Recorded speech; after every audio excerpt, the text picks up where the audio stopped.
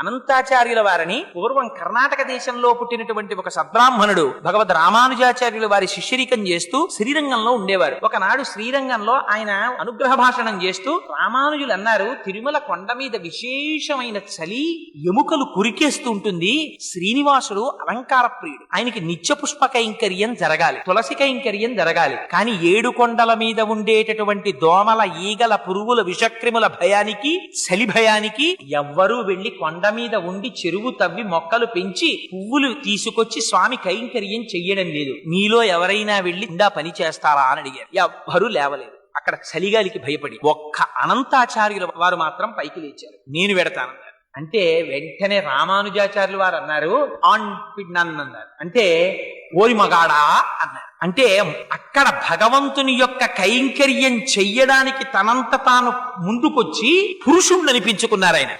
ఆయన వెంకటాచలంలో చెరువు తవ్వి పుష్పవాటికని నిర్మించి దానికి కూడా తన గురువు గారి పేరైనటువంటి యామనోత్తరాన్ని పేరు పెట్టుకున్నారు. పెట్టుకుని అక్కడ నుంచి పుష్పాలు తెచ్చి వెంకటేశ్వర స్వామి వారికి సమర్పించేవారు. ఆ రోజుల్లో వెంకటేశ్వర స్వామి వారు మాట్లాడేవారు. తొండమాన్ చక్రవర్తి మీద కోపం వచ్చాక మానేశారు మాట్లాడడం. అందుకని ఒక రోజున అనంతాచార్యులు వారు కూర్చుని పువ్వులు కడుతున్నారు. ఆయన పువ్వులు కడుతుంటే ఈయన నిష్ఠ ఎంతో చూద్దాం అనుకున్నారు. వెంకటేశ్వర స్వామి అర్చకుల్ని పిలిచి అనంతాచార్యుల్ని అర్జెంటుగా రమ్మంటున్నానని చెప్పు, వెళ్ళి కబురు చెప్పన్నారు. అర్చకులు వెళ్లి అనంతాచార్యులు నీతో మాట్లాడాలట, వెంకటేశ్వర స్వామి వారిని మీరు రమ్మంటున్నారన్నారు. ఈయన హాయిగా ఒక బాసుం పెట్టేసుకుని ఆ పువ్వులు కట్టుకుంటున్నారు. ఈయన అన్నారు, ఆయనకేం పనా పాడా, హాయిగా పీఠం ఎక్కి నించుంటాడు.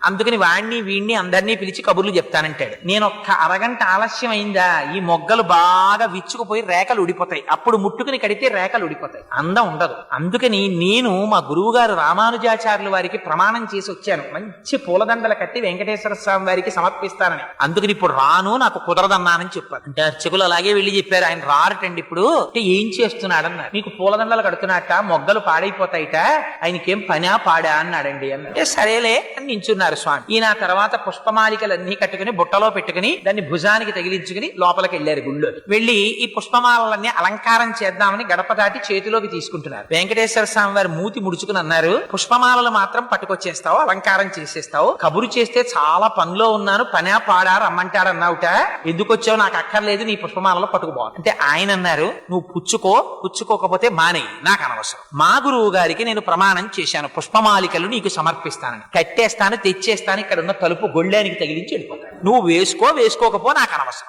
నా మాట నేను చేసుకుంటానన్నారు. అంటే వెంకటేశ్వర స్వామి వారు అన్నారు, నిన్ను ఈ కొండ మించి బయటికి తోయించేస్తానన్నారు. అంటే ఈయనన్నారు, నువ్వెవరివి తోయించేయడానికి, నాకన్నా ముందు నువ్వు వచ్చావు అంతే. ఇక్కడ నువ్వు 100 గజాల స్థలం వరాహస్వామి దగ్గర పుచ్చుకున్నావు.